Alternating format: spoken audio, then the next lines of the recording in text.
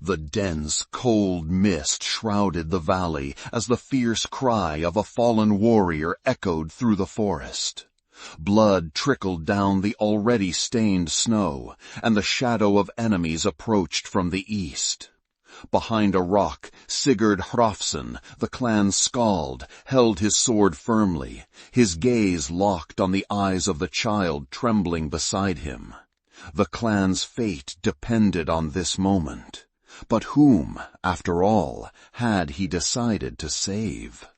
24 hours earlier, the sun still burned weakly over the mountains of Jarnvellir. Sigurd, at 33 winters, was better known for his sharp words than for the strength of his arm. As the Skald of the Hrafnsson clan, his role was to tell the stories of the dead and the living, to preserve honor and inspire courage. His weathered hands, marked with thin scars from years of hunting and survival, moved deftly as he packed his belongings for the day ahead. The runes tattooed on his left arm seemed to shimmer in the morning light, symbols of Odin's wisdom and Freya's protection that he had earned during his initiation as a clan storyteller. That morning, his soul felt heavy, burdened by dreams of ravens circling a battlefield he had never seen. In the worn wooden cabin he called shelter, the smell of smoke and roasted meat mingled with the penetrating cold that the wind brought through the cracks. He had awakened before dawn, his breath forming white clouds in the cutting air.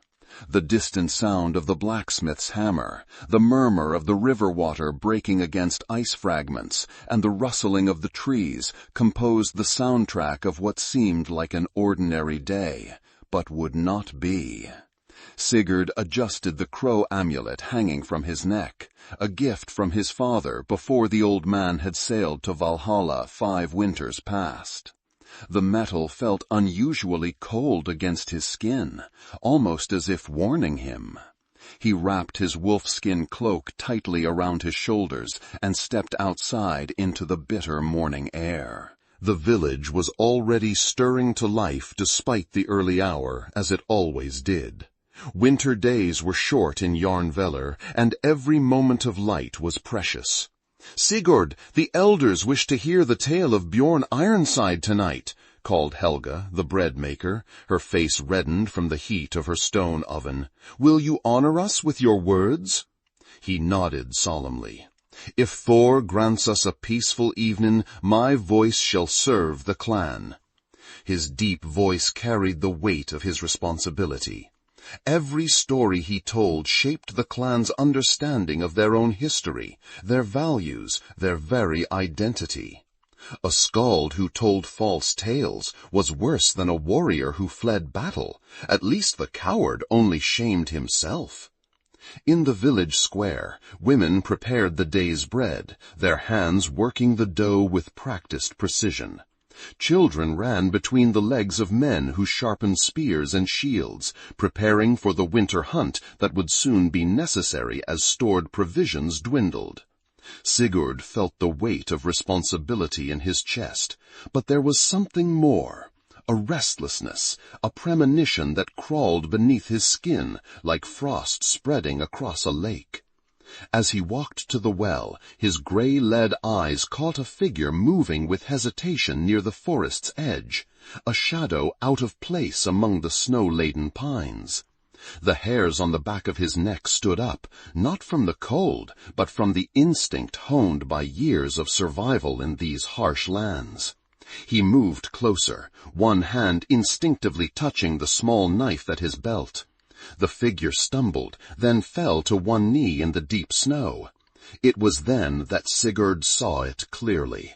Not an enemy scout or a woodland spirit as the old tales might suggest, but a child, a girl, too small to be alone in these wild lands, with torn clothes and eyes that carried the fear of 1,000 storms. Sigurd hesitated, his breath catching in his throat. The culture of his people taught that protecting one's own was sacred, a duty blessed by the gods themselves. But helping a stranger could bring misfortune. Strangers were threats until proven otherwise, especially in winter when resources were scarce and survival precarious.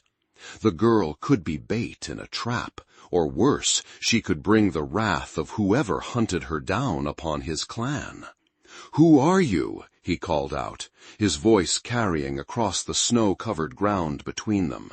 "Where is your family?" The child flinched at his words, her thin shoulders hunching as if expecting a blow. She looked up at him, her face streaked with dirt and what might have been tears frozen on her cheeks. Her lips moved, but no sound came out, either from fear or the cold that had seeped into her small body. Sigurd glanced back at the village. No one had noticed them yet, standing at the forest's edge. He could walk away. He could alert the guards. He could do many things that would preserve the fragile peace his clan maintained in these mountains.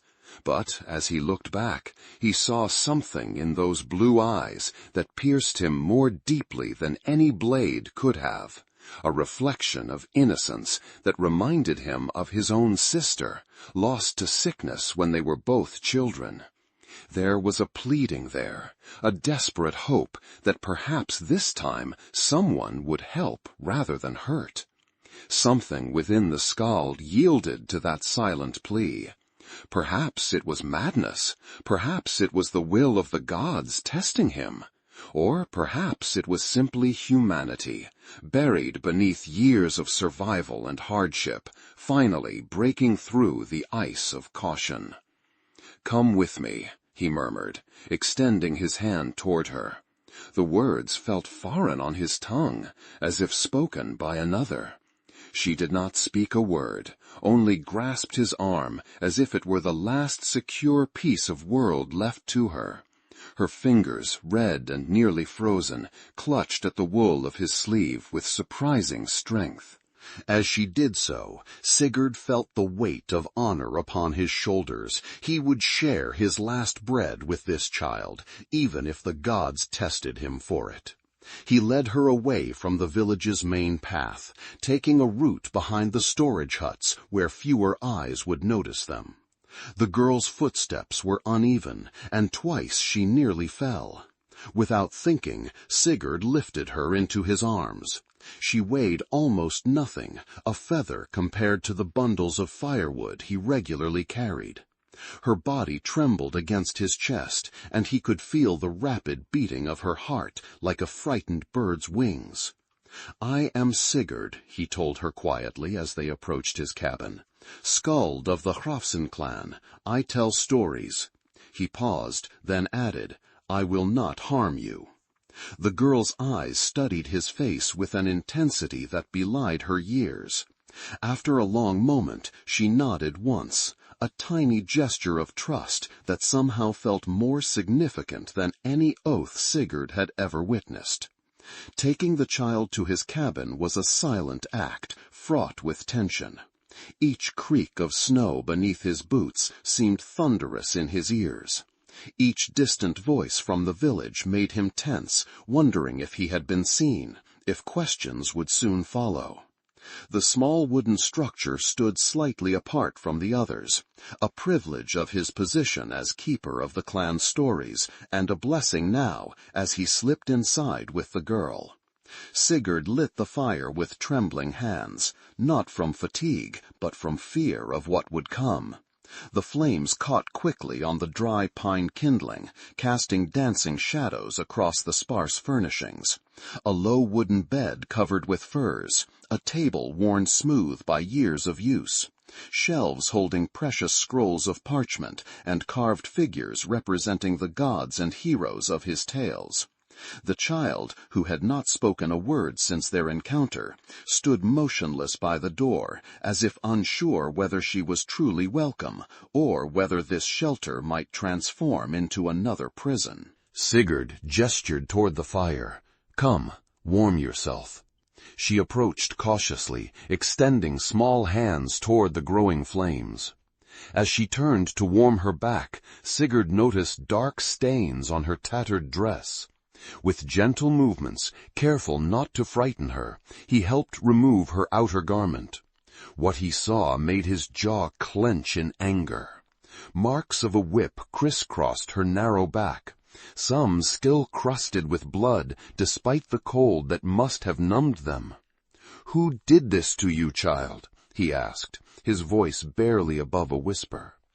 For the first time she spoke, her voice as thin and fragile as new ice on a pond.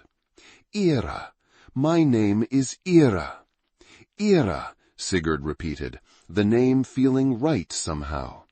Ira, meaning mercy or help in the old tongue. "You are safe here, Ira."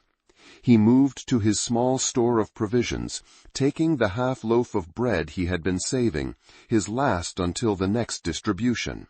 Breaking it into smaller pieces, he offered it with calloused hands. Ira accepted, devouring it with the hunger of one who had survived death and abandonment.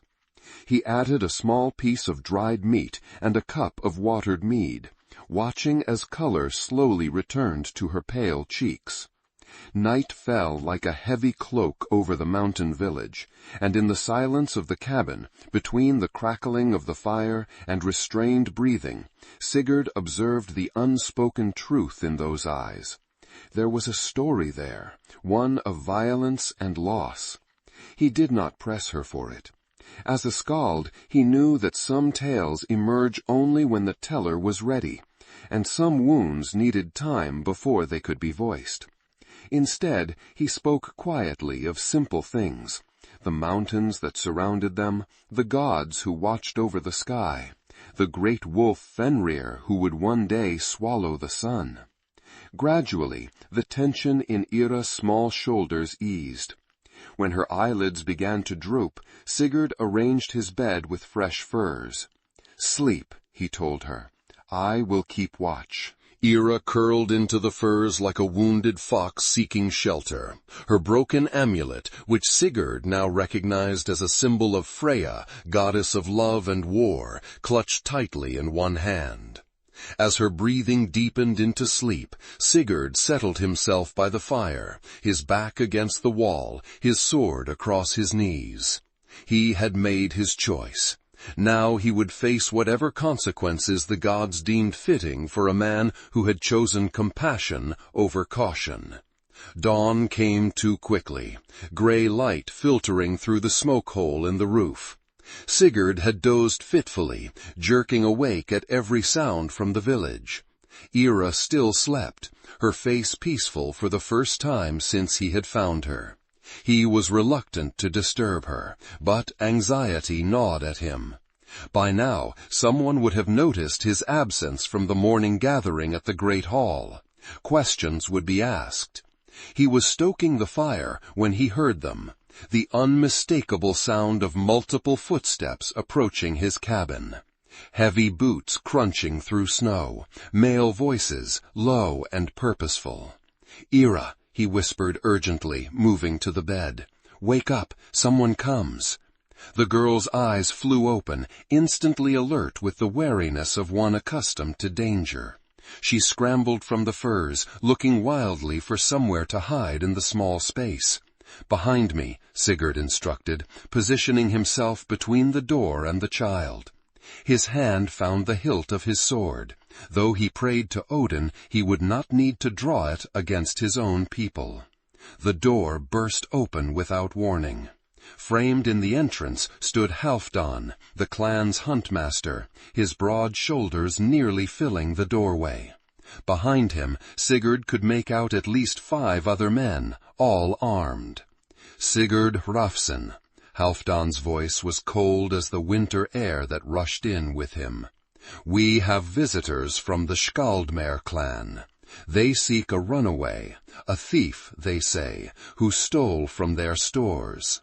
His eyes moved past Sigurd, finding Ira, who pressed herself against the far wall. "It seems they need look no further." Sigurd's heart sank. The Skaldmere were not simply another clan. They were traditional rivals of the Hrafnsson, maintaining an uneasy peace these past 3 seasons after generations of bloodshed. If Ira had indeed fled from them, "The child is under my protection," Sigurd said, his voice steady despite the churning in his gut. "She bears marks of mistreatment. Whatever she may have taken, it was likely bred to survive." Halfdan's expression darkened. "That is not for you to judge, Skald. Your words preserve our stories, but they do not make our laws." He stepped aside, revealing a tall figure behind him. Ulfric Gudmundsson, chief of the Skjeldmir clan, ducked to enter the small cabin.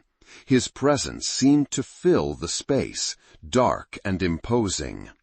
The deep scar that ran down the right side of his face pulled his mouth into a permanent half-snarl.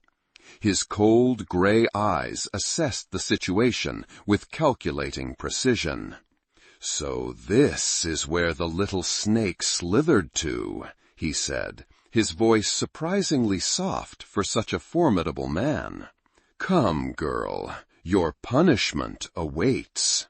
At these words, Ira let out a small whimper, pressing herself harder against the wall. Sigurd felt something fierce rise within him, a protective instinct that surprised him with its intensity. "The child stays with me," he declared, shifting to fully block Ira from view. "Whatever grievance you have, Ulfric Gudmundsson, it can be addressed without further harm to one already wounded." A dangerous silence fell over the cabin. The men at the door exchanged glances, hands moving subtly toward weapons. Ulfric's eyes narrowed, the scar on his face whitening as he clenched his jaw. "You defy the will of the gods, Skald," he growled. "This girl is the daughter of a traitor to my clan. Her father plotted against me before fleeing like a coward. She remains as payment for his treachery." "A child is not payment," Sigurd countered, his voice rising with conviction. "She is not cattle to be traded for a man's deeds, good or ill." "You speak of things you do not understand." Ulfric took a step forward, his hand moving to the elaborately carved iron bracelet on his arm, a symbol of his authority. "Treason demands punishment. The gods demand balance." The confrontation was inevitable now. Sigurd felt fear running through his body, the cold sweat of a man facing powers beyond his control. Yet alongside that fear burned something brighter, the flame of his conviction, his belief in what was right.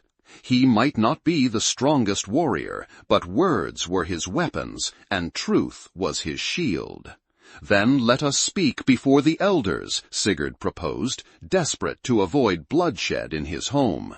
"Let them hear the child's tale and judge whether the gods would truly demand suffering from one so young." Ulfric's face remained impassive, but Halfdan shifted uncomfortably. The huntmaster had 3 daughters of his own. Sigurd had seen the tenderness with which he treated them. "The council fire has not yet been lit today," Halfdan said slowly. "It would be proper to bring this matter before the elders." For a long moment Ulfric stared at Sigurd, hatred plain in his gaze. Then, with a sharp nod, he stepped back. "Until midday, then. The girl remains under guard. If you attempt to flee with her, Skald, your blood will water the snow before sunset." After they departed, posting 2 warriors outside the cabin door, Sigurd released a breath he hadn't realized he was holding. Eira emerged from behind him, her small face etched with terror. "They will take me back," she whispered. "He will kill me as he killed my mother." Sigurd knelt before her, taking her thin shoulders gently in his hands. "Tell me everything, Eira. If I am to defend you, I must know the truth." And so, as the morning light strengthened outside, Eira spoke of her clan's destruction. Her father had indeed challenged Ulfric's leadership, questioning his increasingly harsh rule and strange nighttime rituals that left animals slaughtered in patterns no hunter would use. When supporters gathered to her father, Ulfric had struck swiftly, accusing them of plotting with enemy clans. The executions began that same night. "My father told me to run," Ira said, tears now flowing freely. "Mother tried to hide me, but they found us. She fought so hard." Her voice broke. Sigurd pulled her close, feeling her tears soak into his tunic. His mind raced. What she described was not justice, but tyranny, not honor, but cruelty. Yet how could he prove this before the elders? It would be her word against that of a powerful clan chief, a child against a respected warrior. As he held the trembling girl, Sigurd remembered an old teaching from his Skald master. The true weight of honor is measured not in victories or wealth, but in how we treat those who cannot defend themselves. He would need more than just words today. He would need courage, the courage to stand against tradition and power for what he knew was right. He would fight not with blade, but with truth, with the conviction that compassion was not weakness, but the greatest strength a warrior could possess. The hours passed too quickly. Soon the guards outside called that it was time.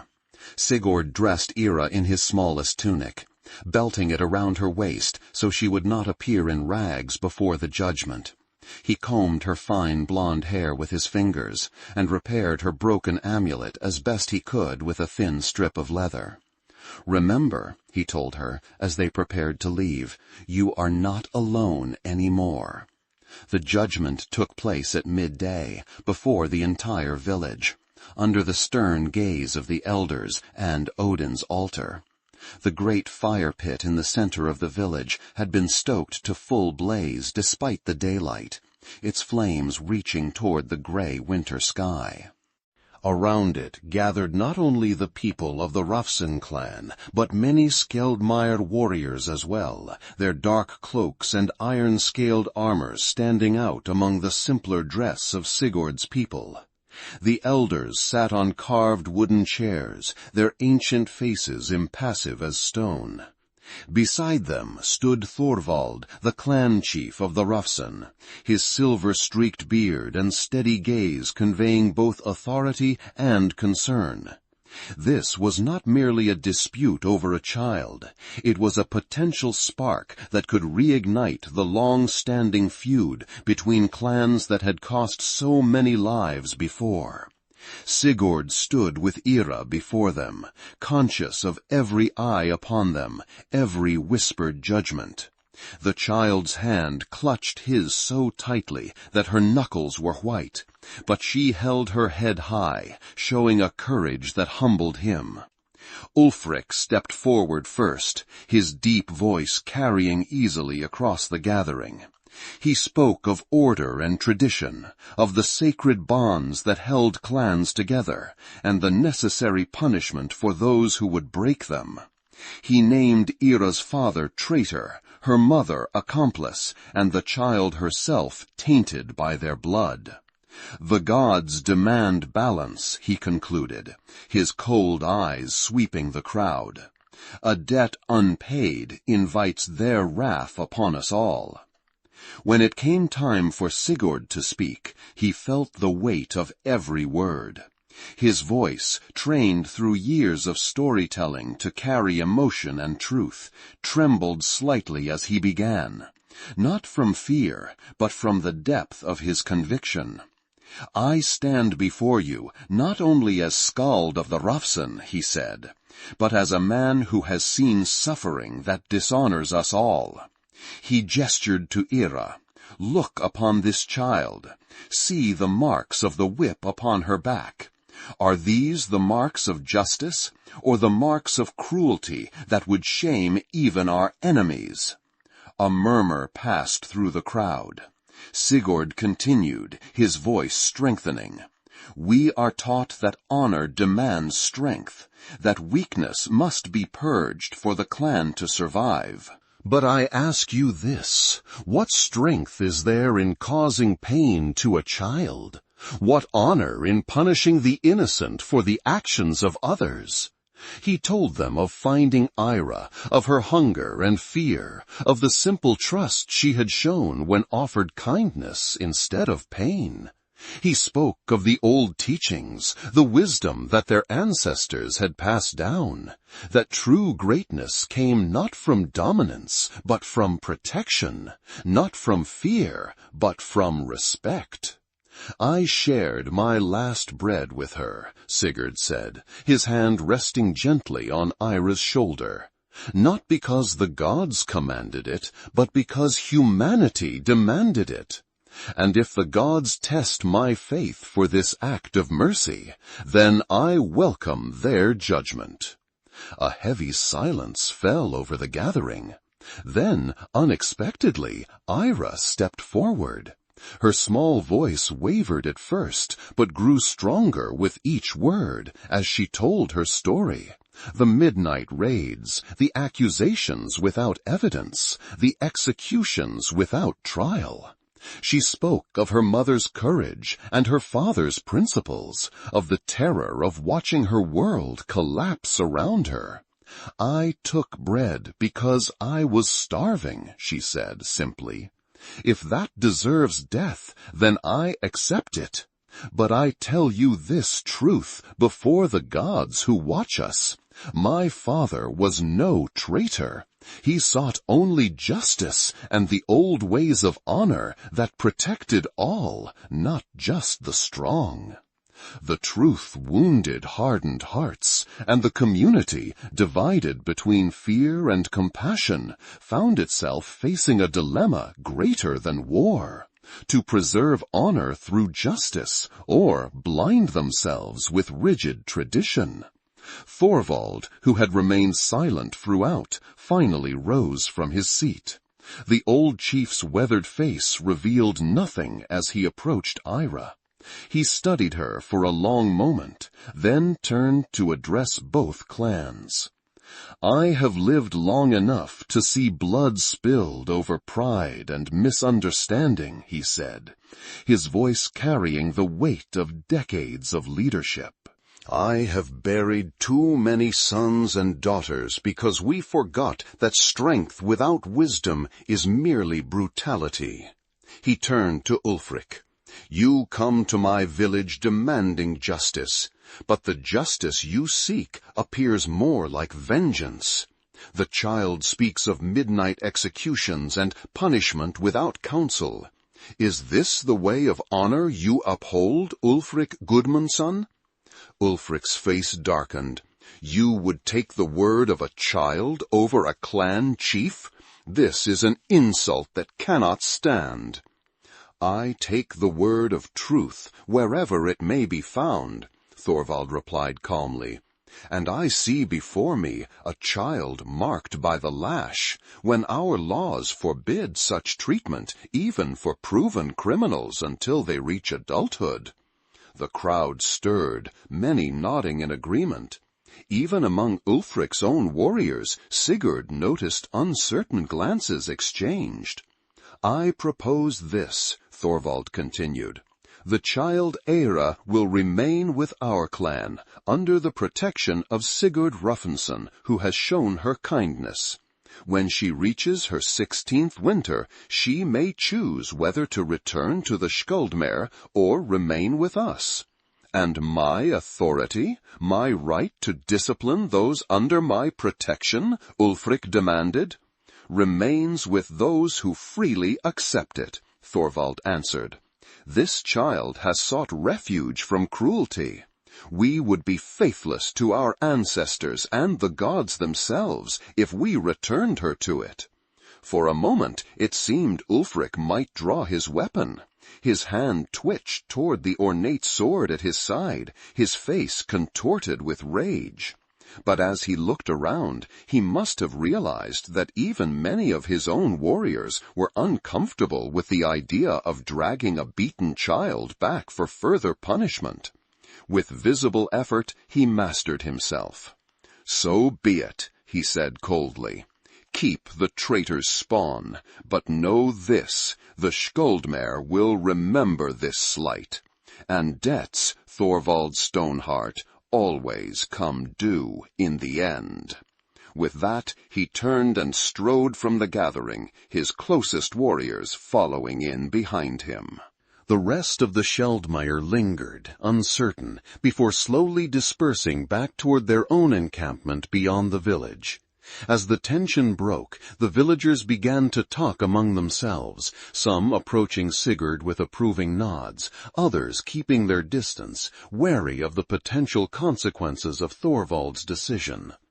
The old chief himself approached Sigurd and Era, his face softening as he looked down at the child. "You have chosen a difficult path, Skald," he said quietly. "Ulfric will not forget this defeat easily." "It was the only path my heart would allow," Sigurd replied. Thorvald nodded. "Then may the gods strengthen your arm and sharpen your wits, for I fear you will need both in the days to come." He touched Era's head briefly, a gesture of blessing, before moving away to speak with the elders. That evening, as darkness settled over the village, and the first stars appeared in the clear winter sky, Sigurd and Era sat before the fire in his cabin. The child seemed different somehow, still wary, still wounded, but with a spark of hope that had not been there before. "Will they come back for me?" she asked, her eyes reflecting the dancing flames. "They may try," Sigurd answered honestly. "But you are part of this clan now, under its protection. Under my protection. Why did you help me?" The question was simple, but it cut to the heart of everything. Sigurd was silent for a moment, considering. "Because, long ago, someone should have helped my sister, and no one did," he finally said. "Because the stories I tell speak of heroes and honor, and I wished to be worthy of those tales." Era nodded, as if this made perfect sense to her. After a while she spoke again. "Will you tell me a story, a happy one?"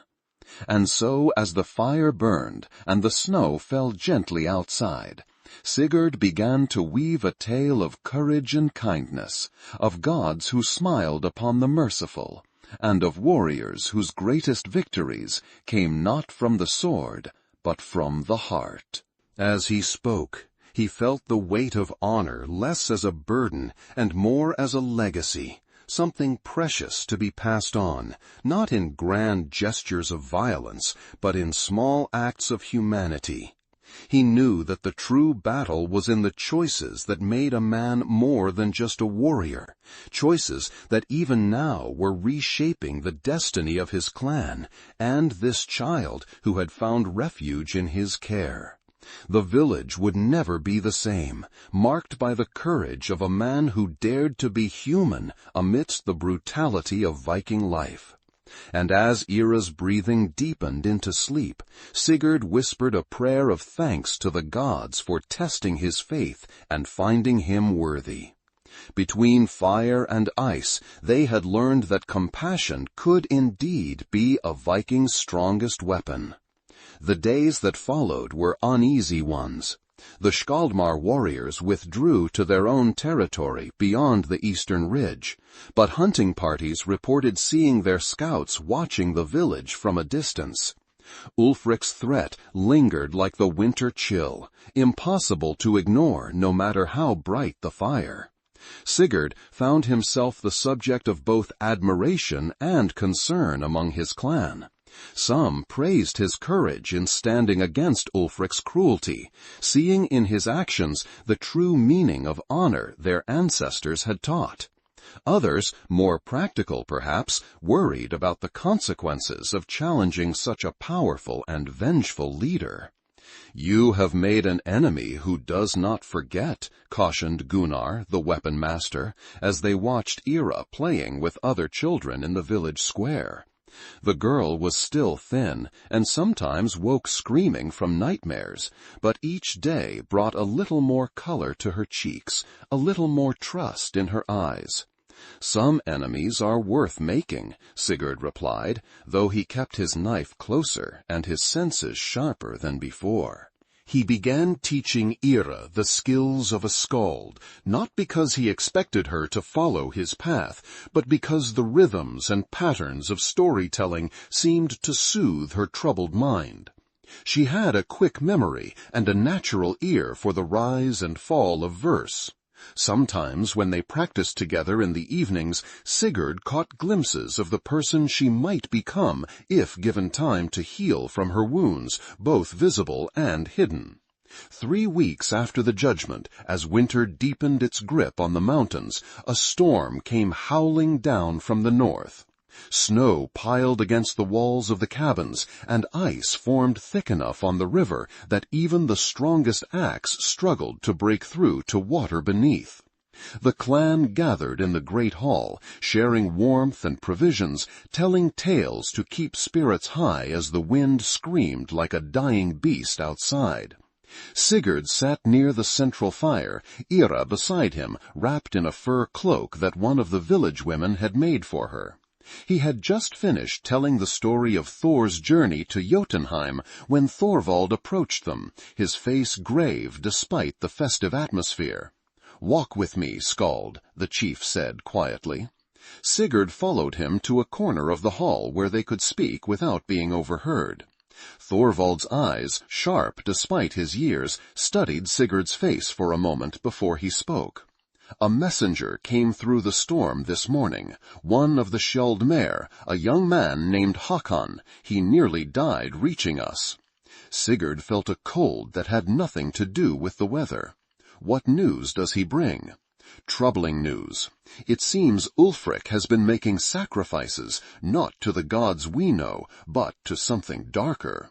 Hakon spoke of rituals in the dead of night, of blood patterns drawn on stone, of whispered promises of power and vengeance." "Black sorcery," Sigurd murmured, his hand moving instinctively to touch the protective runes tattooed on his arm. Such practices were known but feared, forbidden by all who wished to walk in the light of the gods. Thorvald nodded. Hakon nodded. "Ulfric's hatred has driven him to dangerous allies. He seeks power to destroy not just you and the child, but our entire clan. Why would Hakon risk his life to warn us?" "He was brother to Ira's mother," Thorvald said simply. "He has been away, trading in the southern lands. When he returned and learned what had happened," the chief shrugged. "Blood calls to blood." Sigurd glanced across the hall to where Ira sat, now listening to one of the older women telling a children's tale. "What would you have me do?" "Prepare," Thorvald said gravely. "Ulfric will come when the storm breaks, and he will not come seeking judgment or negotiation this time." That night, as Ira slept soundly for once in the small bed Sigurd had built for her, the Skald sat awake, his mind turning over Thorvald's warning. The wind had died down, and in its absence the silence felt oppressive, expectant. Tomorrow, or the next day at latest, the paths would be clear enough for travel. And then a soft knock at the door broke his reverie. Hand on his knife, Sigurd approached cautiously. "Who comes?" "One who seeks the child's safety," came the reply, a voice he did not recognize. Sigurd opened the door just enough to see the visitor, a tall man, his cloak crusted with snow and ice, his beard similarly frosted. Despite the cold he must have endured, his eyes were clear and direct. "You are Hakon," Sigurd guessed. The man nodded. "May I enter? The knight has eyes that serve Ulfric." Sigurd stepped aside, allowing the stranger into his home. Hakon moved immediately to the fire, extending hands that were red and chapped from cold. "Is she well?" he asked, glancing toward the sleeping form of Ira. "As well as can be expected," Sigurd replied. "She has strength in her." "Like her mother." A shadow passed over Hakon's face. "My sister was not one to break easily. Ulfric learned that to his cost." Sigurd offered the man mead, which he accepted gratefully. As Hakon drank, Sigurd studied him, looking for resemblance to Ira. It was there in the shape of the eyes, the high cheekbones, though Hakon's features were weathered by years and hardship. "Thorvald says you bring warnings of dark magic," Sigurd said when the man had drunk his fill. Hakon's expression hardened. "I have seen it with my own eyes. Ulfric has always been ambitious, ruthless even, but this is madness. He speaks to shadows and promises them blood, our blood, your blood, and most especially the child's blood. Why Ira? She is but one child, innocent of any crime." "Because she saw what she should not have seen," Hakon replied grimly. "On the night her father and my sister died, Ira witnessed Ulfric's communion with whatever dark power he serves. He fears she will speak of it, and others will begin to question his other actions." Sigurd thought of the small, frightened girl he had found at the forest's edge. "She has said nothing of this to me." "She may not understand what she saw," Hakon said, "or fear may have buried the memory deep. Either way, Ulfric will not rest while she lives." He leaned forward, his voice dropping lower. "I have come to take her south, beyond his reach. I have contacts among the trading settlements who would shelter us." The suggestion struck Sigurd like a physical blow. In the weeks since he had found her, Ira had become important to him. The thought of sending her away, even for her safety, created a hollow feeling in his chest. "And if I refuse?" he asked quietly. Hakon's gaze was steady. "Then you condemn her to death, and likely yourself and many of your clan as well. Ulfric's new powers are not to be taken lightly. Already he has used them to bend the minds of his warriors, making them fearless, heedless of pain or reason." Sigurd looked toward Eira, peaceful in sleep, her golden hair spread across the pillow like a halo. Could he truly protect her from such a threat? Was his desire to keep her near selfishness that might cost her life? "I must think on this," he said finally, "and speak with Thorvald." Hakon nodded, though reluctance was clear in his face. "Dawn comes soon. I cannot linger here long without risking discovery." "Rest by the fire," Sigurd offered. "I will wake you before first light with my answer." As Hakon settled himself on the floor near the hearth, Sigurd moved to sit beside Eira's bed.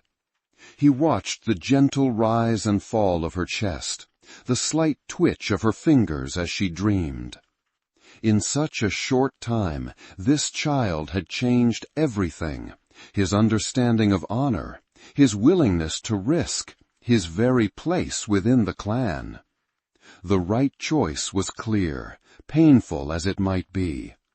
Eira's safety must come before his own desire for her companionship. Yet something held him back from immediately agreeing to Hakon's plan. A suspicion, perhaps, or an instinct honed by years of listening to tales both true and false. Why had Hakon not come forward at the judgment when his testimony might have swayed even more of the Skaldmere warriors away from Ulfric? Why appear now in secrecy and haste? And how had he found his way through a storm that had kept even the most experienced hunters of the Hrafnsson clan close to home? Sigurd's gaze shifted to the sleeping man by the fire. Hakon's breathing was deep and even, his face relaxed in apparent exhaustion.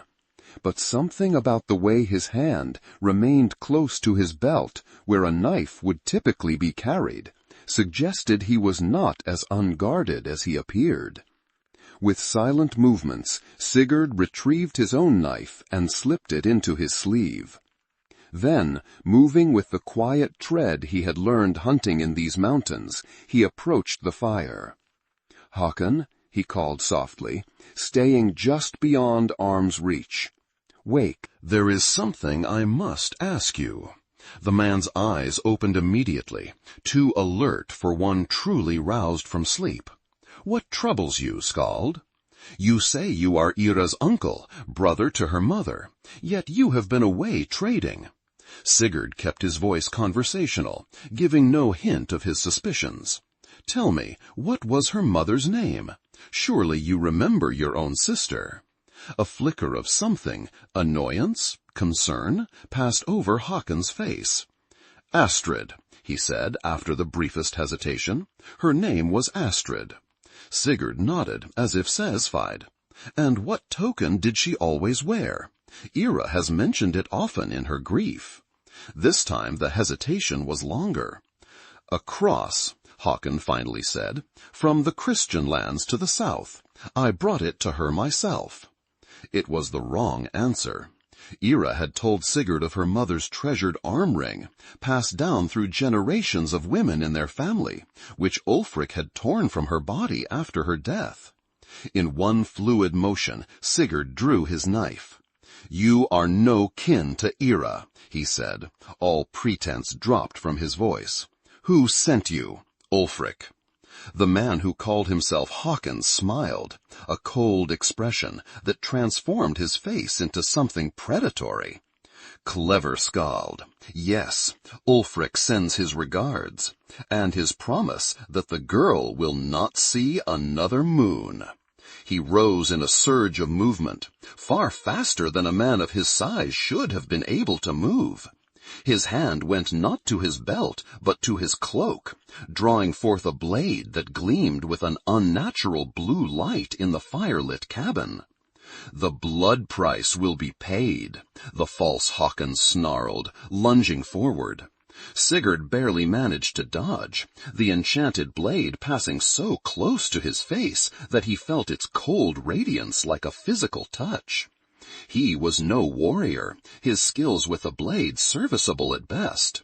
Against whatever Ulfric had sent, for this creature moved with a speed and grace that seemed beyond human, he stood little chance in direct combat. But he knew his home, and he knew the power of distraction. As the attacker advanced again, Sigurd kicked over a pot of water that had been heating by the fire. Steam hissed upward in a cloud, momentarily obscuring vision.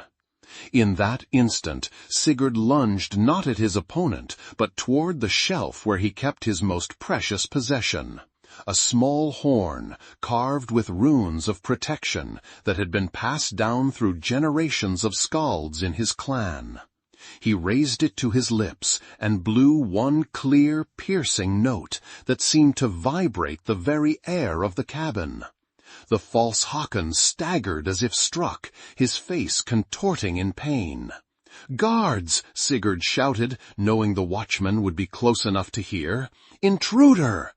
The creature snarled, its features shifting subtly, becoming less human with each passing moment. It lunged again, but its movements were slower, as if the sound of the horn had weakened whatever dark power animated it. Before it could reach him, the door burst open. 2 of Thorvald's personal guards rushed in, spears leveled. The false Haakon whirled to face this new threat, inhuman speed still making him dangerous despite the horn's effect. One guard fell with a cry, blood spraying from a gash across his chest. The other managed to drive his spear into the creature's side, earning a howl of rage that sounded like winter wind through a mountain pass. Sigurd seized his chance, leaping forward to drive his knife into the attacker's back. The blade sank deep, and the creature arched in agony. But instead of falling, it turned to Sigurd with hatred blazing in eyes that now glowed with the same eerie blue light as its weapon.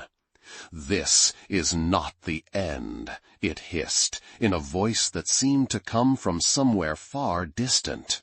"The Master's reach is long.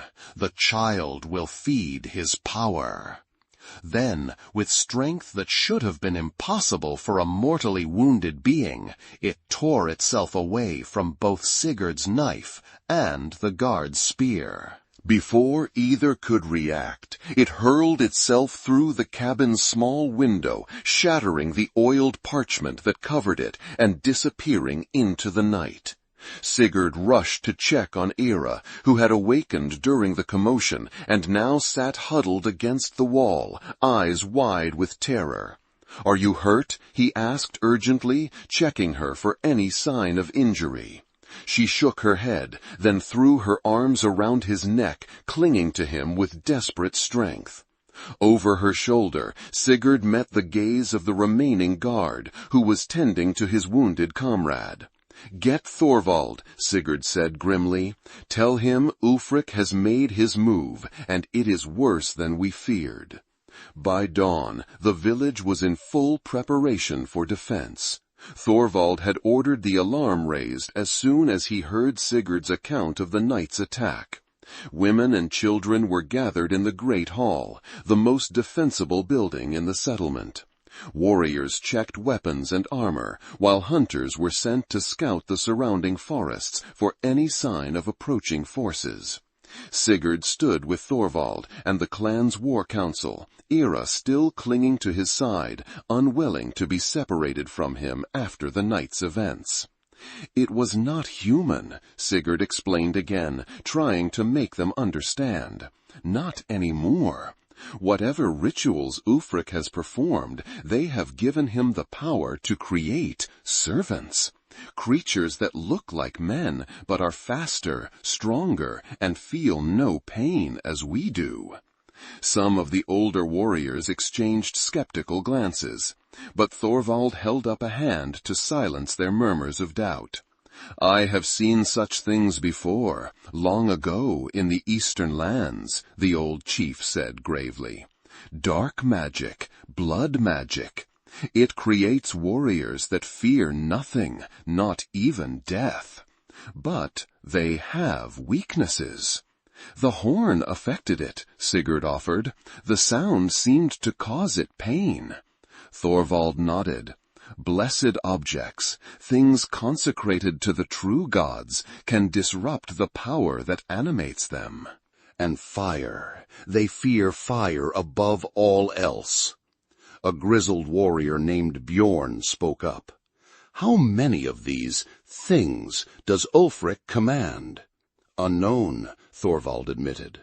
"But we must prepare as if each of his warriors has been transformed." "We are outnumbered, then," another council member said grimly.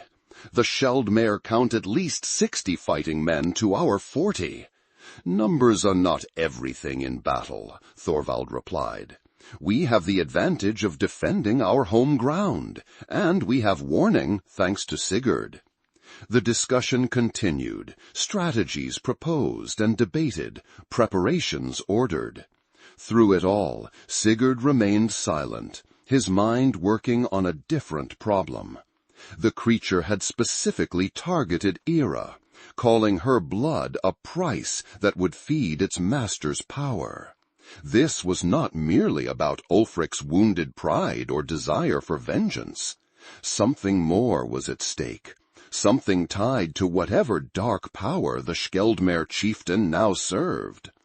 When the council finally dispersed to oversee the village's preparations, Sigurd took Ira to a quiet corner of the great hall. Kneeling before her to bring himself to her eye level, he spoke gently but directly. "Ira, I need you to remember something that may be difficult. The night your parents died, did you see Ulfric doing anything strange, anything frightening beyond the usual?" The child's face paled, and she looked down at her hands. "I'm not supposed to talk about it," she whispered. "Mother said it would make the bad things come." "I know it's scary," Sigurd said, taking her small hands in his. "But the bad things are already coming. Understanding why might help us." Ira was silent for so long that Sigurd thought she might refuse to answer. When she finally spoke, her voice was barely audible. "He had a stone, black and shiny, like water at night. He would speak to it when he thought no one was watching, but I saw him once from my hiding place. The stone, it spoke back. Not with words, but I could feel it in my head. She shuddered. It was hungry, always hungry. And on the night your parents died? Tears filled her eyes. He took it to the sacred grove where the old altar stone stands. He cut people there, not just my father and the others who stood with him. There were strangers too, people I'd never seen. Their blood went into the stone, and it drank. Sigurd felt a chill run through him. What Ira described matched old tales he had learned during his training as a Skald. Forbidden stories of ancient artifacts, remnants of a time before the gods, when darker powers ruled the world. Objects of power that demanded blood sacrifice and corrupted those who used them. This stone, he asked carefully, did it have markings on it, symbols or patterns? Ira nodded. Like snakes eating each other, all twisted together. It was as he feared, the Jörmungandr stone, named for the world serpent that would one day bring about Ragnarok. Legend said it had been created by a giant-born sorcerer in the time before time, a conduit to powers that even the gods feared to name. And now it was in Ulfric's possession, feeding on blood and growing stronger with each sacrifice. Sigurd rose, his decision made. He found Thorvald overseeing the reinforcement of the village's eastern palisade. "Chief," he said without preamble, "I know what Ulfric seeks and why he wants the child. It's worse than we imagined." As Sigurd explained what Ira had revealed, Thorvald's weathered face grew increasingly grim. When Sigurd finished, the old chief was silent for a long moment, his eyes distant, as if seeing beyond the present moment to darker possibilities ahead. "The stone must be destroyed," Thorvald finally said. "While Ulfric possesses it, he will only grow stronger, and his servants more numerous and powerful." "How does one destroy such a thing?" Sigurd asked. "If it is truly the Jörmungandr stone of the old tales." "There is a way," Thorvald said quietly, "but it requires great sacrifice. The stone can only be unmade by the willing blood of one who has never taken a life, poured upon it at the moment of the winter solstice, when the boundary between worlds is thinnest." Understanding dawned on Sigurd with horrifying clarity. That's why he wants Ira, a child, innocent of bloodshed, and the solstice is 3 days hence. Thorvald nodded grimly. He does not seek to destroy the stone, but to complete its awakening. With such a sacrifice, performed at the sacred time, he could command powers that would make him unstoppable. "Then we must find the stone and destroy it ourselves," Sigurd said, determination hardening his voice, "before Ulfric can complete his ritual." "It would mean entering the heart of Skaldmer territory," Thorvald warned. "A suicide mission, with our forces needed here to defend the village." "I will go," Sigurd said without hesitation. "Alone, I might pass unnoticed where a war party would be discovered." Thorvald studied him, measuring the resolve in his eyes. "You are a Skald, Sigurd Hrafnsson, not a warrior or a thief. What makes you think you can succeed where trained fighters would fail?" "Because I understand the power of stories," Sigurd replied simply. "And this stone, whatever else it may be, is part of a story, one I have studied. Knowledge may serve where strength would not." After a long moment, Thorvald nodded. "Very well, but you will not go entirely alone. Bjorn will accompany you to the border of Skaldmer lands. After that, may the gods guide your path." Preparations were made quickly and in secret. Sigurd did not want word of his mission to spread, fearing that Ulfric might have spies even within the Hrafnsson village. The hardest part was telling Ira he must leave her behind. "You promised to protect me," she said, tears welling in her eyes as he explained he would be gone for at least 2 days. "And so I shall," Sigurd assured her, kneeling once more to meet her gaze. "By removing the threat that hangs over you. Thorvald himself will watch over you until I return." "What if you don't come back?" The question was asked in a small voice that broke Sigurd's heart. He took the crow amulet from around his neck and placed it gently over her head. "Keep this safe for me," he said. "It will be a promise between us. I must return to reclaim it, and you must guard it well until then." Her small fingers closed around the amulet, and she nodded solemnly. "I will guard it with my life, Sigurd Refsson." "Let us hope it does not come to that," he replied, trying to keep his tone light despite the heaviness in his chest. As dusk approached, Sigurd and Bjorn slipped away from the village, taking a seldom-used hunting path that led west before curving north and east. A longer route to Skaldmire territory, but one less likely to be watched by Ulfric's scouts. The journey was arduous. Though the storm had passed, deep snow remained, making each step a labor. They traveled through the night, guided by stars and Bjorn's uncanny sense of direction. The old hunter moved with a silence that belied his years, pausing occasionally to listen to the forest or examine tracks that Sigurd's untrained eye could barely discern. "Ulfric's men passed this way," Bjorn murmured as they rested briefly near dawn. "Many feet, moving fast, heading toward their lands, not ours." "Gathering for the solstice ritual?" Sigurd suggested. Bjorn nodded grimly. "It would seem so.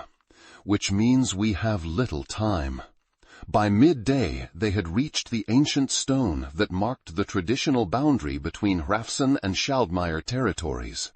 Beyond lay forests that neither knew as well, patrolled by warriors who would kill them without question if discovered. "This is where we part ways," Bjorn said, clasping Sigurd's arm in the warrior's grip. "Remember what Thorvald told you. The sacred grove lies at the heart of their settlement, near the old burial mounds. The stone will be there, guarded day and night." "I remember," Sigurd assured him. "Return safely to the village. Tell Thorvald I will succeed or die in the attempt." Bjorn's weathered face creased in a rare smile. "Tell him yourself when you return, Skald. I have a feeling your story is not yet finished."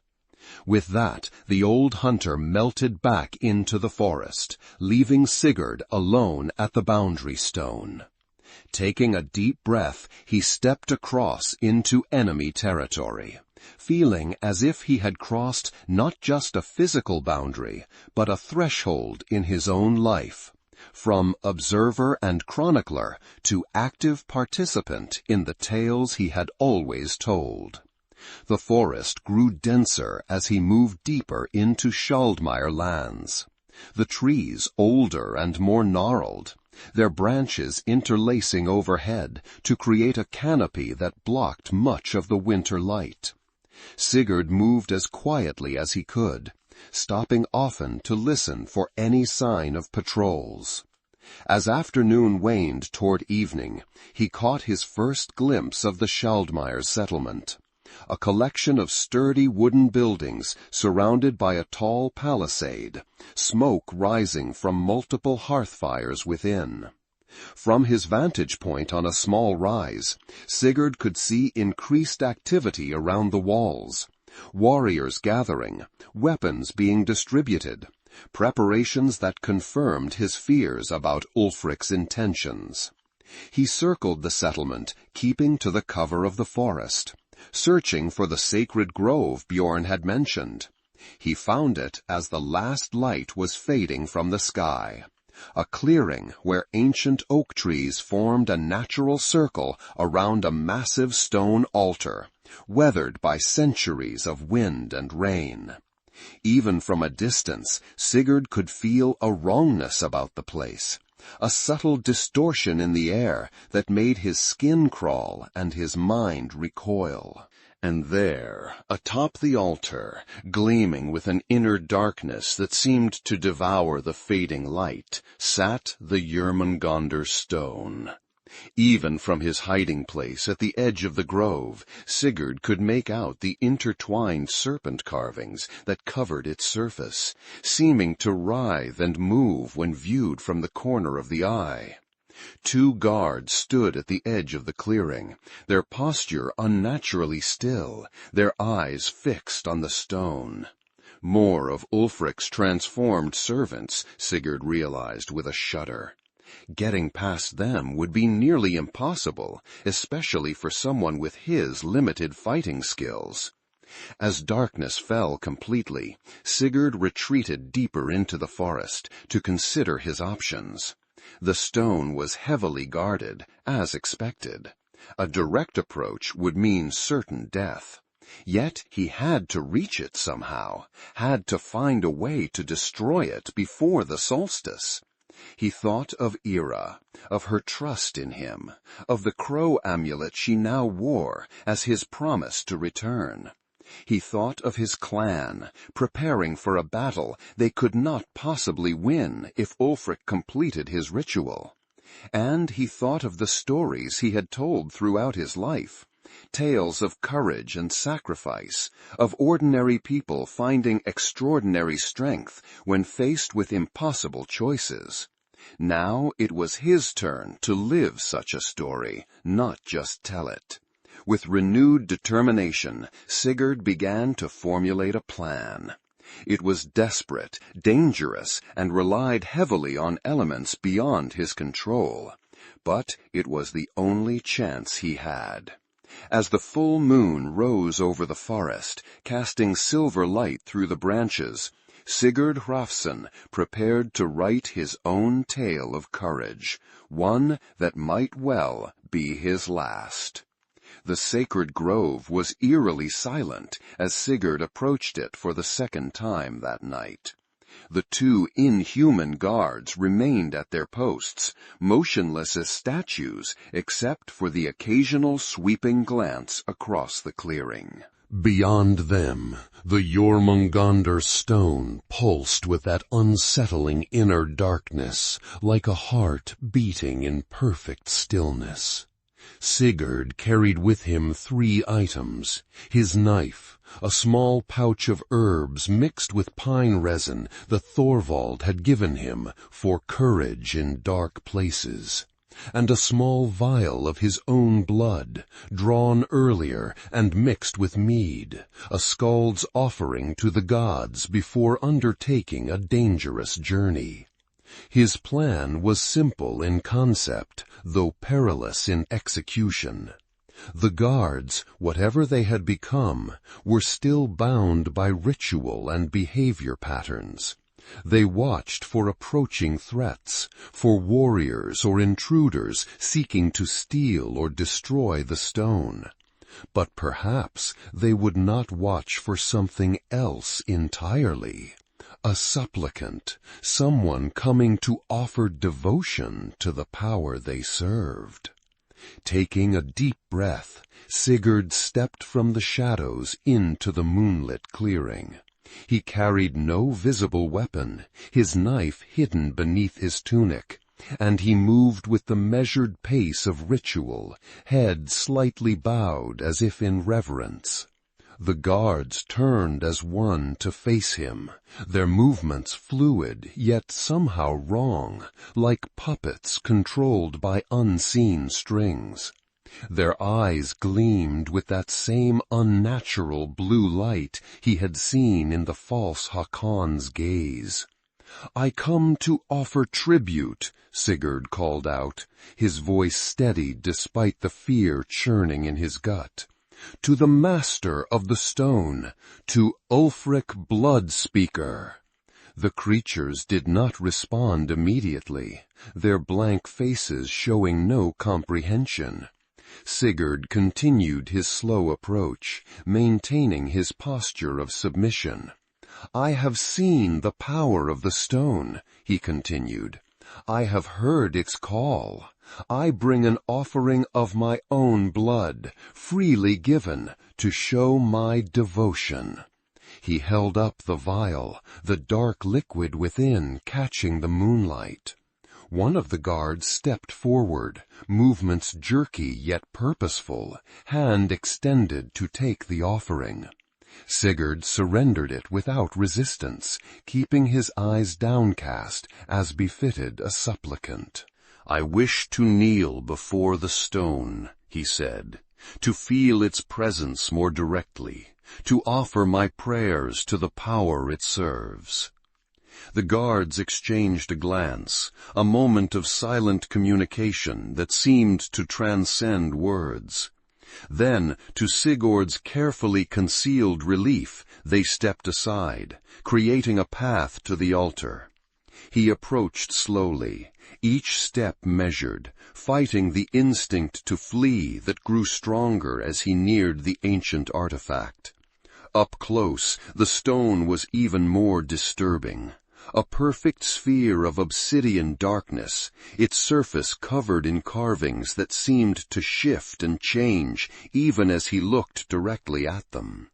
The air around it felt thick, resistant, as if reality itself objected to the stone's presence.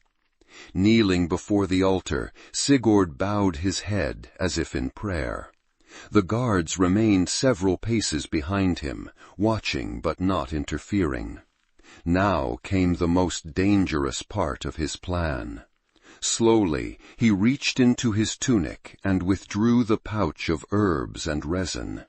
With movements disguised as ritualistic gestures, he sprinkled some of the mixture around the base of the stone, murmuring what sounded like prayers, but were actually old verses of protection that Thorvald had taught him. The stone seemed to pulse more rapidly as he worked, as if sensing his true intent.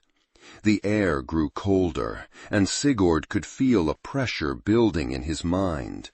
Alien thoughts, hungry and ancient, pressing against his consciousness like clawed fingers seeking entrance. He resisted, focusing on the faces of those he sought to protect.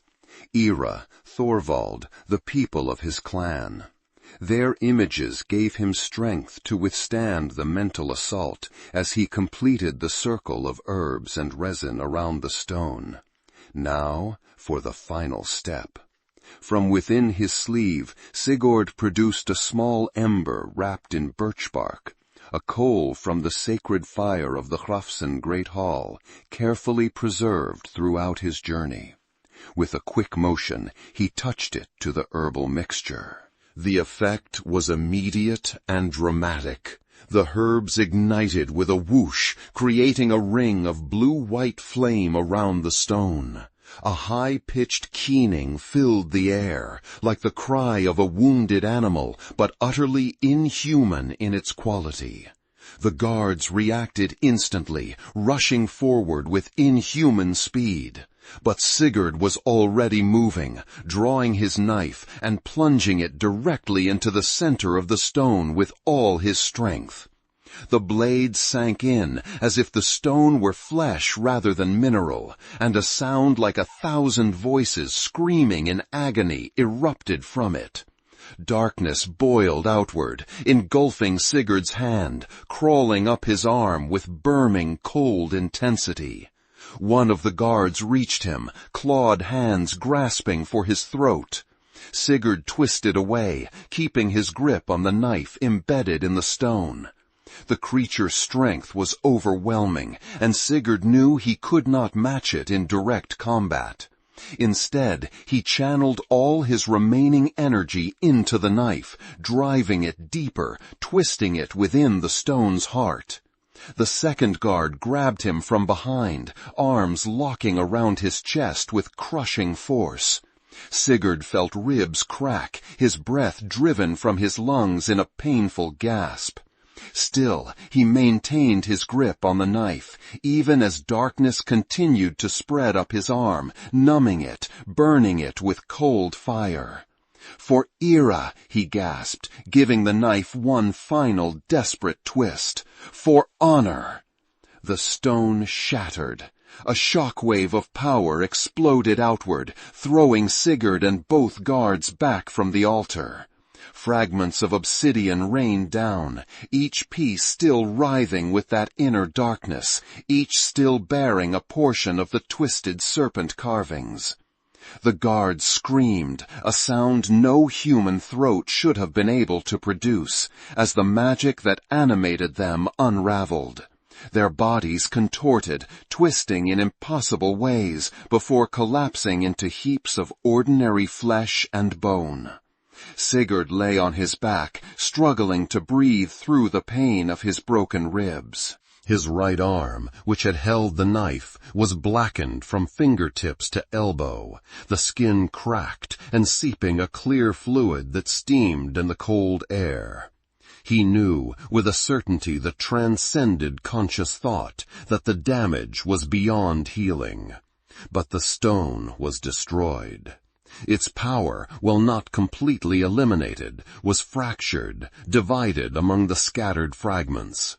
It would take centuries for it to reform, if ever. He had succeeded. Ira was safe. His clan was safe. As consciousness began to fade, Sigurd became aware of a new sound. Angry voices approaching rapidly through the forest. Ulfric and his warriors, no doubt, alerted by the magical backlash of the stone's destruction. With the last of his strength, Sigurd dragged himself to his feet. He could not hope to fight or even to run far. But perhaps he could lead them away from the direction of his clan, buy a little more time for his people to prepare. Clutching his ruined arm to his chest, he stumbled into the forest, away from the path that would lead back to Hrafnlands. Behind him, the voices grew louder, accompanied by the crash of bodies moving rapidly through underbrush. "Find him!" Ulfric's voice, distorted by rage, carried clearly through the night. "Bring me his head." Sigurd pushed on, each step a battle against pain and growing weakness. The forest seemed to blur around him, trees merging into a dark tapestry punctuated by moonlight. He had no clear destination, no plan beyond drawing his pursuers away from his people. When his strength finally failed, he would make his stand and die as honorably as he could. He had no idea how long he had been moving when he stumbled upon the small clearing with its frozen pond. His legs gave way, and he fell to his knees at the water's edge. Behind him, the sounds of pursuit grew ever closer. This, then, would be where his story ended.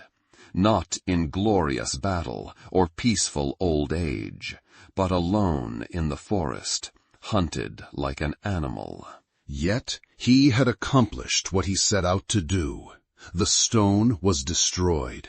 Ira would live. His clan would survive. It was enough. It had to be enough. As the first of Ulfric's warriors burst into the clearing, Sigurd turned to face them, straightening his back despite the agony it caused. He would meet death on his feet, with dignity, as befitted a Skald of the Hrafn clan. But before the warriors could reach him, a strange sound filled the air, the howl of a wolf, but deeper, more resonant than any natural wolf's cry. It was answered by another, then another, until the forest seemed to vibrate with their chorus. The warriors hesitated, looking around nervously. Even Ulfric, entering the clearing with murder in his eyes, paused at the sound. From the shadows at the edge of the clearing emerged massive shapes. Wolves larger than any Sigurd had ever seen, their fur silvered by moonlight, their eyes gleaming with intelligence that was decidedly not animal. Behind them came human figures, moving with the same fluid grace as the wolves, their faces painted with symbols Sigurd recognized from the oldest tales, the marks of the Ulfhednar, the wolf warriors who were said to be blessed by Odin himself. "What is this?" Ulfric snarled, though there was a new note in his voice, fear, perhaps, for the first time. The leader of the wolf warriors stepped forward. He was a tall man, his gray-streaked beard braided in an ancient style, his eyes reflecting the moonlight like a predator's. "You have violated the old ways, Ulfric Gudmundsson," the man said, his voice carrying the weight of judgment. "You have sought power from the outer darkness, sacrificed innocence to feed your ambition, and corrupted the sacred balance between worlds." "Who are you to judge me?" Ulfric demanded, though his warriors were already beginning to edge backward, away from the massive wolves that had begun to circle the clearing. "I am Ulf Greybeard, keeper of the old ways. And I have watched you for many seasons, hoping you would turn from this path. But when you sought to sacrifice a child to complete your ritual, you crossed a boundary that cannot be uncrossed." Ulfric's face contorted with rage. "I answer to no one. The power I sought would have made our clan supreme, would have—" His words cut off abruptly as one of the massive wolves lunged forward, faster than thought, its jaws closing around Ulfric's throat. The Skaldmere chieftain fell without another sound, his blood darkening the snow beneath him. The remaining warriors threw down their weapons, falling to their knees in submission. The wolf warriors moved among them, binding those who surrendered, executing those who resisted. Sigurd watched it all as if from a great distance, his consciousness fading as the adrenaline that had kept him moving drained away. He was vaguely aware of someone approaching him, the leader, Ulf Greybeard, but could not summon the strength to speak. The last thing he saw before darkness claimed him was the old wolf warrior's face, lined with age and wisdom, studying him with what might have been respect. "Rest, Skald," the man said, his voice seeming to come from very far away. "Your tale will be remembered." Then there was only darkness, and within it a sense of peace Sigurd had never known before. The dense, cold mist shrouded the valley as the fierce cry of a fallen warrior echoed through the forest. Blood trickled down the already stained snow, and a shadow of enemies approached from the east. Behind a rock, Sigurd Hrafnsson, the clan Skald, held his sword firmly, his gaze locked on the eyes of the child trembling beside him. "Stay behind me," he whispered to Ira, whose small face was set in a determination that belied her years. "Whatever happens, do not run unless I tell you to." She nodded, clutching the crow amulet that hung around her neck. His amulet, given as a promise that he had somehow managed to keep, despite everything. 3 days had passed since the destruction of the Jörmungandr stone. 3 days since Sigurd had been found by Bjorn, half frozen and near death, being carried back toward Hrafnsson lands by 2 of Ulf Greybeard's wolf warriors. 3 days of fever and pain as Helga, the clan's healer, worked to save his life, though his blackened arm was beyond even her considerable skills. And now, on the morning of the winter solstice, Ulfric's remaining loyal warriors had launched their promised attack on the Hrafnsson village. leaderless but driven by rage and the remnants of dark power that still clung to them after their master's death. The battle had been fierce but brief. Without Ulfric's leadership, and with many of their number having surrendered to the Ulfhednar, the Skaldmire attackers were disorganized and outnumbered. Still, they had managed to break through the village defenses at one point, forcing Sigurd and Eira to flee into the forest along with several other non-combatants. Now, separated from the others, they found themselves cornered by 3 Skaldmire warriors who had pursued them into the valley. "There's the Skald," one of the warriors called out, "and the girl! Ulfric's blood cries out for vengeance!" Sigurd rose from behind the rock, pushing Eira further behind him with his good arm. His right arm hung useless at his side, blackened and withered, a constant reminder of the price he had paid.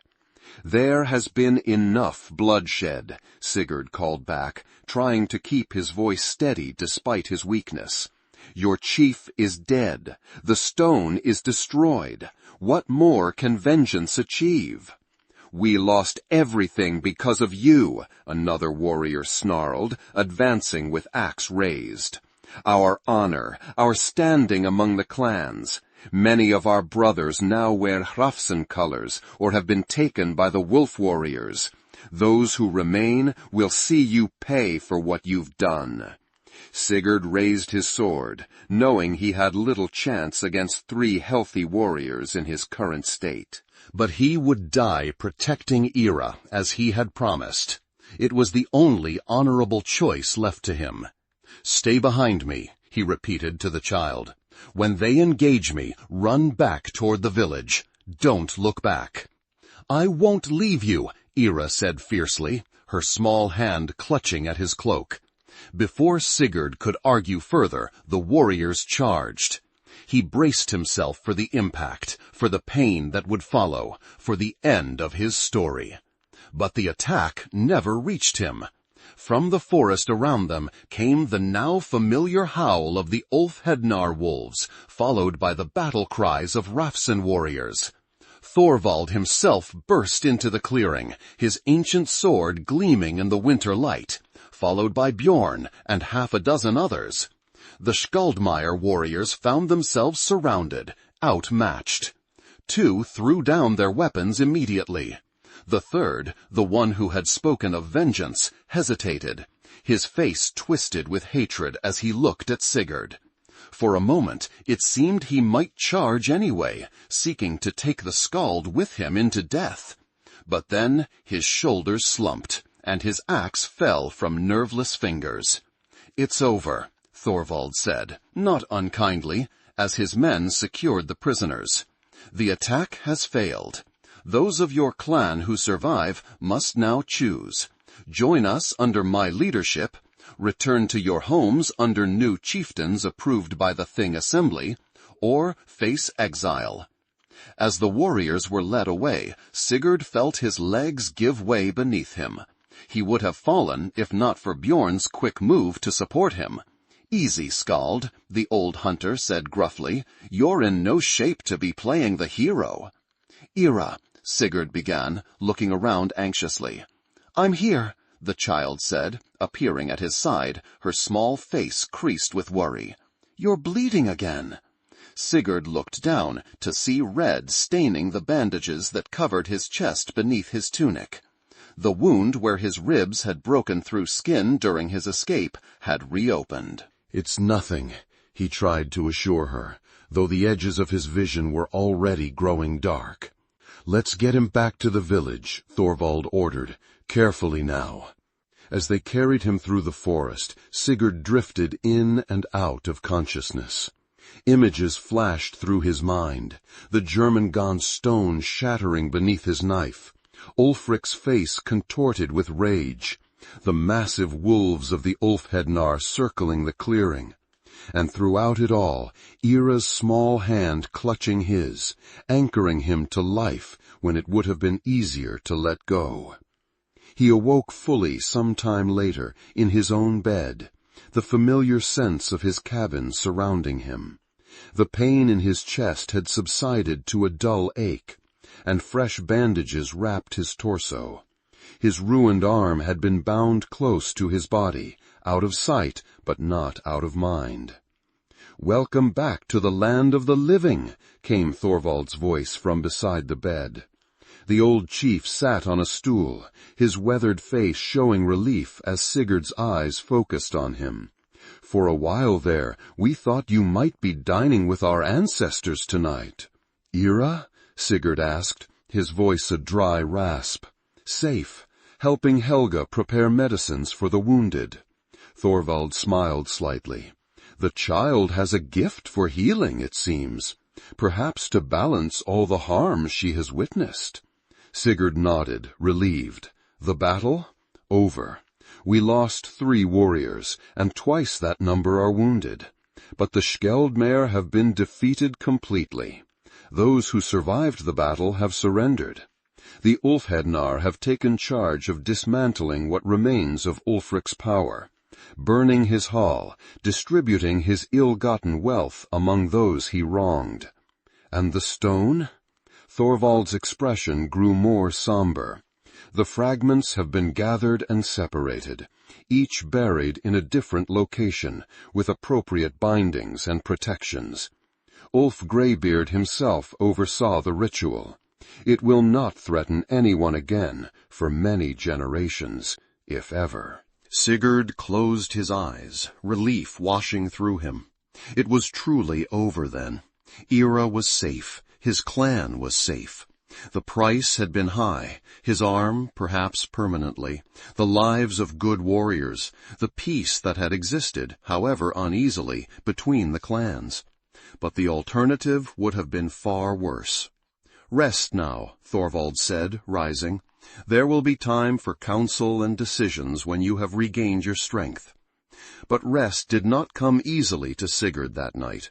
As darkness fell and the sounds of the village settling for the night drifted through the thin walls of his cabin, he found himself wondering what would come next. He was a Skald with one arm now, still able to tell tales, but diminished in other ways. What place would there be for him in the clan's future? And what of Ira? She was safe for now, but she had lost everything, her family, her clan, her home. His troubled thoughts were interrupted by the quiet opening of his door. Ira slipped in, carrying a small wooden cup. "Helga said you should drink this when you woke," she said, approaching the bed, "for the pain and to help you sleep." Sigurd managed a smile. "Playing healer now, are you?" She nodded seriously. "Helga says I have the touch, that I might train with her when I'm older." With her help, Sigurd sat up enough to drink the bitter herbal mixture. It tasted of willow bark and something sweeter, honey, perhaps, added to make it more palatable. "Thank you," he said, settling back against the furs. Already he could feel the medicine working, the pain in his chest receding further. Ira didn't leave as he expected. Instead, she perched on the edge of the bed, her small face solemn in the firelight. "What happens now?" she asked, echoing his own earlier thoughts. "To me, I mean." Sigurd considered the question carefully before answering. "That depends partly on what you want, Ira. You have a place here with the Hrafninsson clan for as long as you wish it. Or, when spring comes, arrangements could be made for you to join relatives elsewhere, if you have any." "I want to stay," she said without hesitation, "with you. If that's all right." Something warm unfurled in Sigurd's chest at her words, something that had nothing to do with the medicine and everything to do with the connection that had formed between them through danger and sacrifice. "I would be honored," he said softly, "but you should know that my life has changed, with this arm." He glanced down at the withered limb. "I will not be the same man I was." "You saved me," Ira said with the simple directness of a child. "You shared your last bread with me when I was hungry. You risked everything to protect me from Ulfric. Your arm doesn't change who you are." Tears stung Sigurd's eyes at her words. In the midst of all the chaos and pain, this child, who had suffered more than anyone should have to endure, still saw the truth more clearly than many adults would have. "Then stay," he said, his voice thick with emotion. "We'll make a new life, you and I. Different from before, but perhaps better in its own way." Ira smiled, a real smile that reached her eyes for the first time since he had found her at the forest's edge. She reached up and touched the crow amulet that still hung around her neck.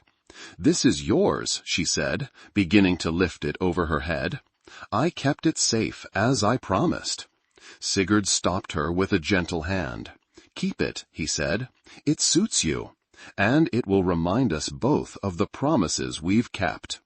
As the medicine finally pulled him toward sleep, Sigurd felt Ira curl up beside him on the bed, her small body radiating trust and the beginnings of peace. It struck him then that in saving her, he had also saved himself, had found a purpose and a connection that transcended the role of skald, warrior, or even clan member. He had found family in the most unexpected place, through the most difficult trial. And that, perhaps, was the greatest honor of all. In the days and weeks that followed, as winter's grip tightened on the land, much changed in the Hrafnensen village. The defeat of Ulfric and the destruction of the Jörmungand stone became a tale told around fires throughout the region, growing with each telling until Sigurd barely recognized his own part in it. He focused instead on healing, on adapting to life with one functional arm, on creating a home for Ira that would give her the stability and safety she deserved. The child flourished under his care and Helga's tutelage, her natural gifts for healing becoming more apparent with each passing day. When spring finally arrived, bringing with it the first green shoots through melting snow, Sigurd stood at the edge of the village, watching Ira play with other children her age. His withered arm was now concealed beneath a specially designed cloak, and he had learned to compensate for its loss in most daily activities. Thorvald joined him, the old chief moving more slowly these days, but his eyes still sharp as ever. "She does well," he observed, nodding toward Ira. "The nightmares have stopped." "Mostly," Sigurd replied. "There are still bad nights, but fewer as time passes." They stood in companionable silence for a while, watching the children's game, some kind of tag that involved much squealing and laughter. "The Althing meets in 2 weeks' time," Thorvald said eventually. "I will be stepping down as chief." Sigurd turned to him in surprise. "You are not so old yet, Thorvald. The clan needs your wisdom." The old man smiled. "Perhaps, but leadership should pass while one still has the strength to guide his successor, not when death forces the issue." He paused, his gaze returning to the playing children. "Halfdan will likely be chosen. He is a good man, strong in battle, but wise enough to seek peace where possible." Sigurd nodded his agreement. The huntmaster had proven himself many times over during the winter crisis. "There is another matter I wish to discuss," Thorvald continued. "A proposal that concerns you directly." "Oh?" Sigurd raised an eyebrow, curious. "The defeat of Ulfric was raised our clan's standing considerably among the others. Many now look to us for leadership in regional matters. But with leadership comes responsibility. To uphold the old ways, to ensure justice, to maintain balance. As you have always done," Sigurd said, still unsure where this was leading. Thorvald shook his head. "Not always as well as I should have. If I had acted sooner against Ulfric's growing darkness." He sighed. "But that is past. What matters now is the future. The Althing will be establishing a new position, a judge of sorts, one who travels between the clans to settle disputes, record agreements, and ensure that the old laws are upheld. Understanding dawned on Sigurd. And you think I should take this role? Who better? Thorvald asked simply. You are a Skald, trained in the old stories and laws. You have proven your courage and your commitment to justice, even at great personal cost. And your injury, while limiting you in some ways, would not prevent you from fulfilling these duties. Sigurd looked back toward Ira, considering. It would mean travel, time away from home, from her. At first, perhaps, Thorvald acknowledged. But as she grows older, she could accompany you. What better education for one with healing gifts than to see different clans, different ways of life? And in time, when she reaches adulthood, she might establish herself wherever she chooses, with the connections and knowledge gained through your journeys. It was an appealing vision, a life of purpose that accommodated his changed circumstances, that could include Ira, that would allow him to continue serving his people in a meaningful way. I will consider it, he promised. Thorvald nodded, satisfied. That is all I ask. That night, as Sigurd told Era stories by their hearth fire, he found himself watching her more closely than usual. The intelligent gleam in her eye as she followed the tale, the quick smile that now came more easily, the confident way she arranged her healing herbs on the small table Bjorn had made for her. She was no longer the terrified, half-starved child he had found at the forest's edge. She was becoming her own person, strong and capable, despite, or perhaps because of, the hardships she had endured. Ira, he said when the tale was finished, how would you feel about traveling when summer comes, visiting other villages, meeting new people? Her eyes widened with interest. Like an adventure? Sigurd smiled. Of a sort, more a journey with purpose. Thorvald has suggested I might serve as a kind of judge between the clans, helping to settle disputes and record agreements. You could come with me, continue your healing studies with different teachers. Would we still have a home here? She asked, practical even at her young age. Always, he assured her. This would remain our true home, the place we return to between journeys. She considered this seriously, her small brow furrowed in thought. I think I would like that, she decided, to see new places, to learn new things, and to help you in your work. Then we shall do it, Sigurd said, feeling a sense of rightness settle over him. A new chapter in our story, yours and mine. Later, as Ira slept peacefully in her small bed across the room, Sigurd sat by the dying fire, contemplating the path that lay ahead. It was not the life he had imagined for himself. The loss of his arm had ensured that. But it was a life with meaning, with purpose, with connection. He thought of the weight of honor that had driven him to share his last bread with a starving child, to defy tradition and threat to protect her, to risk everything to destroy the darkness that threatened them all. That weight had not crushed him, as he had sometimes feared it might. Instead, it had forged him into something stronger, something truer to the ideals he had always valued, but never fully lived until now. And in that strength, that truth, he had found not just honor, but something far more precious. A family created not by blood, but by choice, by sacrifice, by love.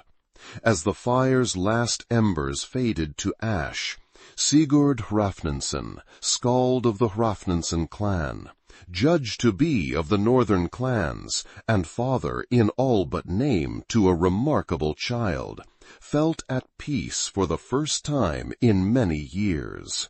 Between fire and ice, they had learned that compassion could be a Viking's strongest weapon. And in that lesson lay the seeds of a future brighter than any they could have imagined in the darkness that had come before. If you enjoyed this video, don't forget to subscribe. We're just getting started and we really need your support. And may the gods grant you a legendary life.